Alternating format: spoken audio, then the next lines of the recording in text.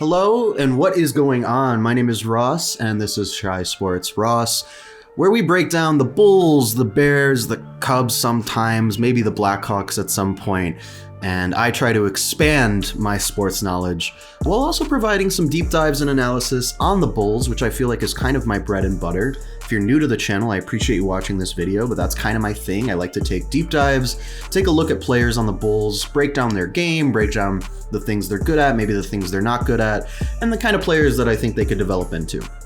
I've done that for quite a few players now. I've done that for Ayo Dosunmu, Kobe White, Patrick Williams, Dalen Terry, the list goes on.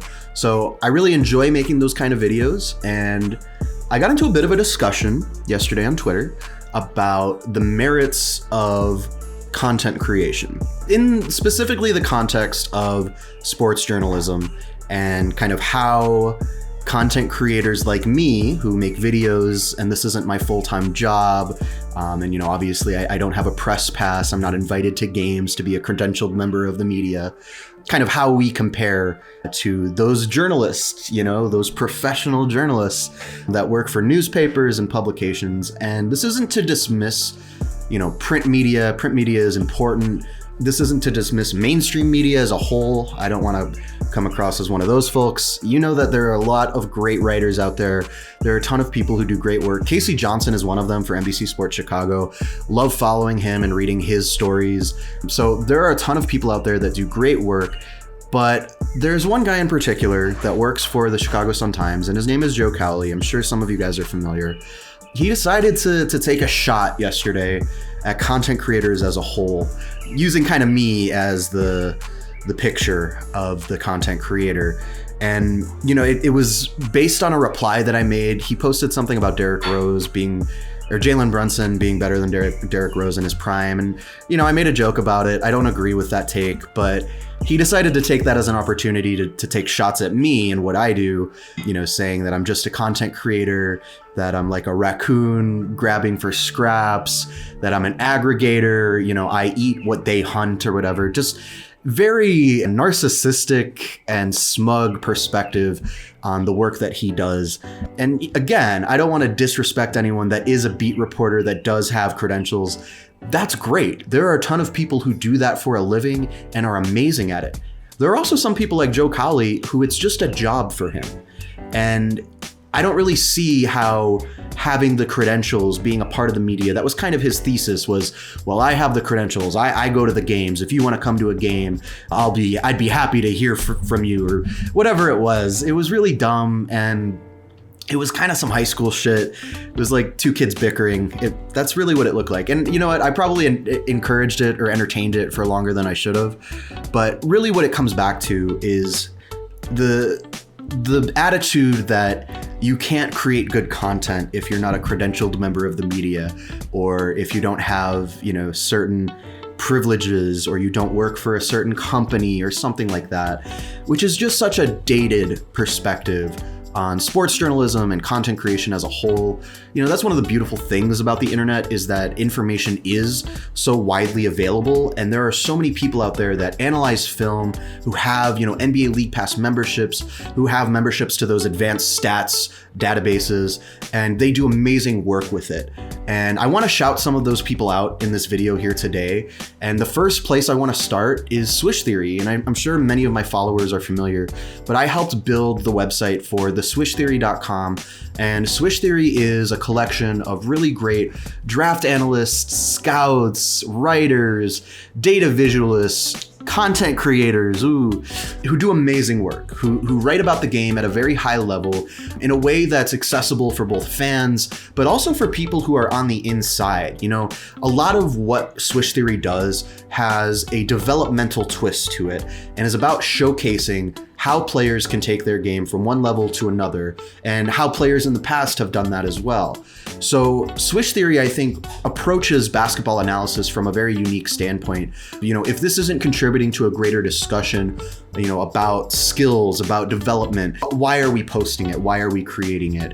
And so I think, when Joe Cowley says that he's on the beat, he's a credentialed member of the media, he said something about creating analytics, which, listen, man, you recap the games and you ask the players and the coaches questions.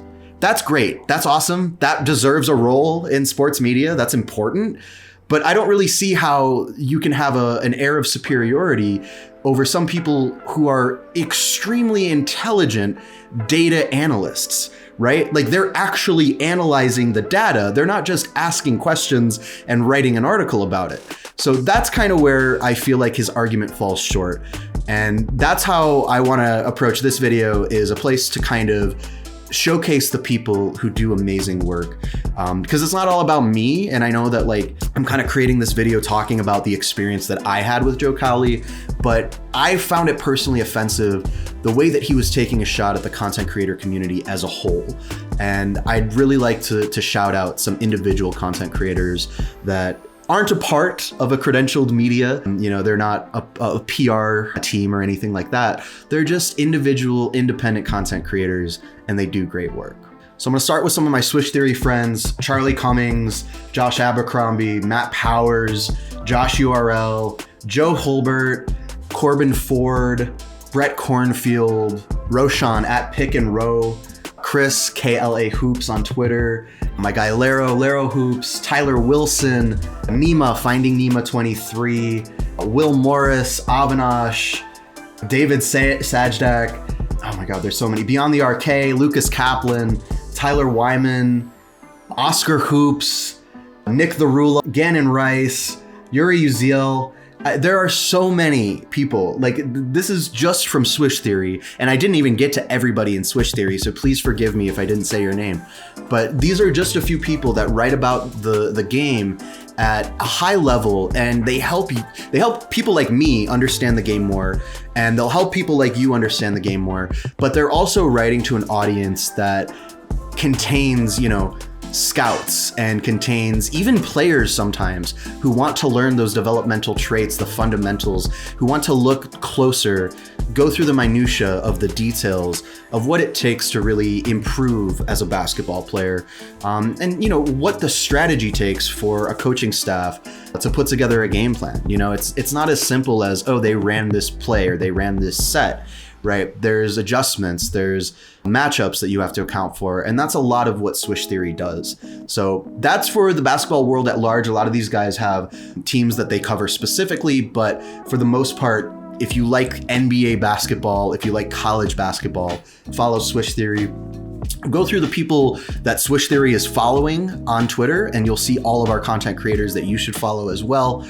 And let's shout out some Bulls specific content creators. Obviously, there's my boy CEO Hayes at Bulls Central. There's Bulls Lead. There's Bulls Confidential. There's C-Red UK. On Tap Sports, my guy Morris Bankstown is over there. Got Bleacher Nation Bulls, they do great work. Bulls Central on YouTube with my boy Jamal. Ryan Borgia, Bulls GM on Twitter, he's great. Bulls Gold with Salim and Edward Schuler. And of course the Rebuildable podcast, which I was on recently with my boy Matt. So again, just a small list of all of the great Bulls content creators that are out there that aren't credentialed members of the media. They don't have the press passes like Joe Cowley, and they do great work. So please, if you have a moment, check out some of the names that I've mentioned in this video. Make sure to check out the content that they create, and let me know in the comments. Let me know if there's anyone else that I missed. Let me know if there's anyone else that I should be checking out. And if you have a favorite content creator, give them a shout out. I think this is a great opportunity to do that. So I just want to demystify a little bit some of the things that, you know, I was talking about yesterday on Twitter with one Joe Cowley. You know, I didn't mean to disrespect him. I was just making a joke about the Derrick Rose take that he had, which I do all the time. I make jokes about takes that people have. I think that's kind of part of the discourse. Like sometimes we're just poking fun at each other. And he decided to attack me personally and then attack a whole community of people, which felt wrong. It felt gross. And aside from all that, aside from being really egotistical, Cowley also has a history of being like inappropriate with women on the internet, being suspended from certain things like awards voting. He's even been suspended by his own employer for posting on Twitter in the past. So like, not a nice guy overall, right? And I don't really feel too bad about kind of putting him on blast a little bit. You know, it might be a little petty, I understand that, but that's why I'm trying to use this opportunity to kind of flip it into something more positive. So thank you guys for checking out this video. Again, make sure to check out all the great names that I mentioned. Leave a comment if there's anyone else I missed, or if there's anyone that you want to shout out. Make sure to subscribe, hit that like button, and I will talk to you guys again very soon.